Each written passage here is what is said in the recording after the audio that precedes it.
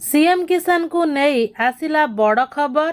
28 February मध्य पंजीकरण करनथिबा हिताधिकारी योजनारू बाद पड़ी पारंती। तो आसंतु वीडियो माध्यम डिटेल्स आलोचना करबा।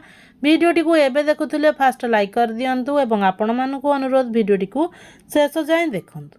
तो आसंतु वीडियोटी को स्टार्ट करबा। समस्त को मो नमस्कार, मु लिपा आपण मानकु स्वागत करुछि मो यूट्यूब चैनल लिपा मनी राइट को। सीएम किसान हिताधिकारी बड़ सूचना। सीएम किसान योजनार बाध्यतामूलक आवश्यकता गुड़िक पूरण करनथिबा हिताधिकारी मानक निमंते गुरुत्वपूर्ण सूचना जारी कले राज्य सरकार।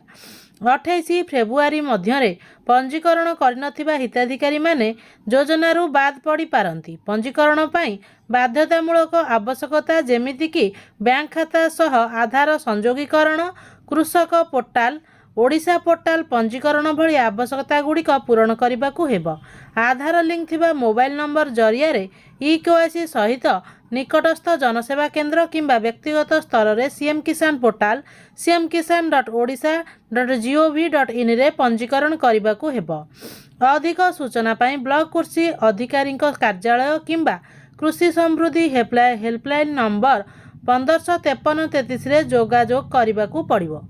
तो आशा करुछि वीडियोटी को शेष जाए देखिथिबे। आपण मानकर सुचिंता मतामत कमेंट बॉक्स रे जणाइबे। जदि वीडियोटी भल लागिला तेबे लाइक करिवे, शेयर करिवे। जदि हम चैनल को नुआ करी विजिट करूछंती तेबे सब्सक्राइब करबा को भूलिबे नाही। समस्त को मो तरफ हम चैनल तरफ बहुत बहुत धन्यवाद।